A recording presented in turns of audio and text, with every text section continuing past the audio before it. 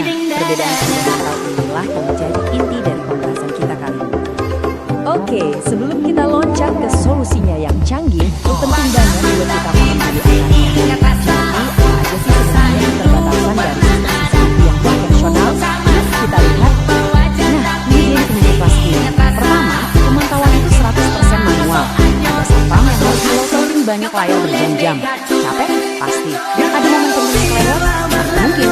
Terus, mau tahu ada berapa mobil atau motor yang lewat hari ini? Wah, bisa otomatis. Dan yang paling penting, coba bayangin, Anda harus nyari satu mobil yang plat nomor tertentu dari rekaman video selama berhari-hari. Itu tidak harus kita lakukan. Udah gitu, semua rekaman 24 jam itu makan kapasitas penyimpanan yang gede banget. Tapi nggak bisa kita dalam statistik bagaimana sih sekarang. Oke, cukup deh ngomongin masalahnya. Sekarang kita masuk ke bagian yang seru. Solusinya. Inilah momen di mana AI atau kecerdasan buatan dan teknologi pengenalan plat nomor masuk dan mengubah total permainan. Jadi apa sih sebenarnya sistem AI OCR? Gampangnya gini deh, anggap aja ini sistem pengawasan yang dikasih otak. AI-nya bertugas buat melihat dan melihat kalau ada kendaraan lewat. Terus teknologi OCR ini mirip kayak scanner dokumen, langsung ngebaca plat nomornya dan mengubah gambar itu jadi teks. Kerennya, semua ini terjadi secara instan, real time. Nah, sekarang kita masuk ke bagian yang paling menarik. Gimana sih cara kerja sistem canggih ini? Yuk kita bongkar satu persatu alur kerjanya biar kebayang. Alurnya itu efisien banget ini prosesnya. Pertama, kamera CCTV dengan video live ke server. Kedua, AI-nya langsung deteksi, ada kendaraan lewat. Ketiga, ini kuncinya. Sistem cuma akan ambil foto kalau ada plat nomor yang kelihatan. Keempat, OCR langsung kerja, memindai gambar plat itu dan mengubahnya jadi teks. Kelima, semua data tadi langsung masuk ke database canggih. Dan keenam, dashboard pemantauan Anda langsung terupload saat ini juga. Cepat banget kan? Dan disinilah letak kecerdasannya. Sistem ini tuh nggak bakal repot-repot merekam yang jatuh, kucing lewat, atau bayangan pohon. Nggak ada. Dia diprogram untuk fokus ke satu hal yang penting aja, kendaraan. Jadi, semua noise atau gangguan visual lainnya itu disaring. Sistem cuma kerja kalau benar-benar butuh. Ini baru namanya efisiensi. Hasil akhirnya itu bukan lagi tumpukan video mentah, tapi data yang bersih, rapi, dan terstruktur kayak gini. Kita bisa langsung lihat ada plat nomor kendaraannya, jenisnya apa, jam berapa lewatnya, lengkap sampai detik, dan buktikan dari rekamannya. Ini bukan lagi sekedar rekaman, tapi informasi yang siap diolah, tindak lanjutnya.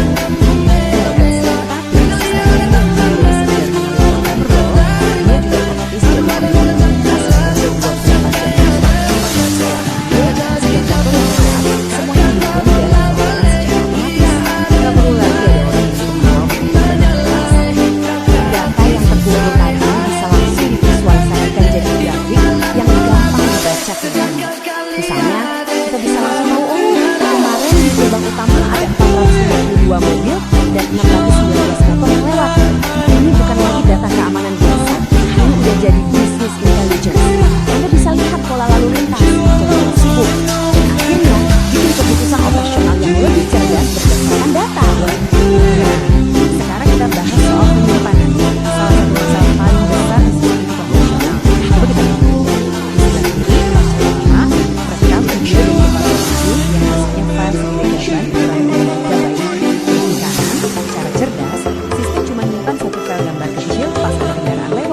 Perbedaannya jauh banget, kayak langit dan bumi.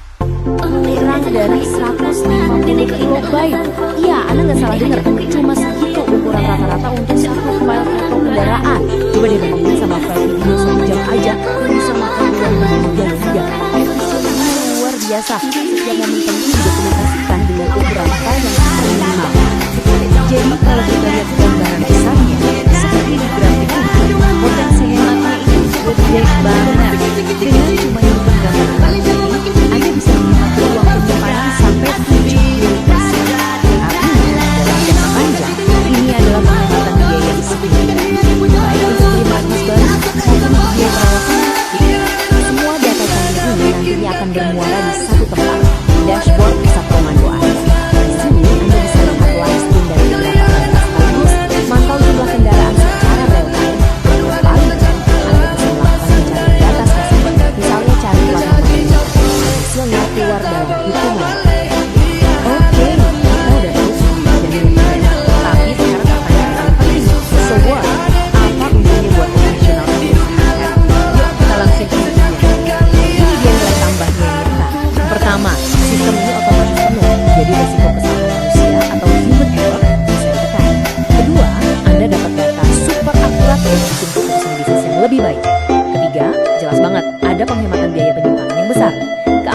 jadi lebih ketat karena pemantauannya real time.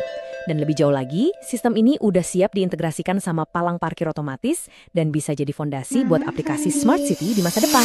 Keren kan? Nah, yang kita bicarakan ini bukan lagi sekedar konsep atau angan-angan loh.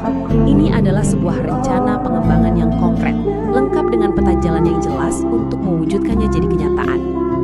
Ini adalah gambaran timeline proyeknya, mulai dari analisis kebutuhan di awal, lanjut ke desain tampilan, pengembangan sistem, integrasi OCR, sampai pengujian dan pelatihan buat pengguna. Seluruh prosesnya diperkirakan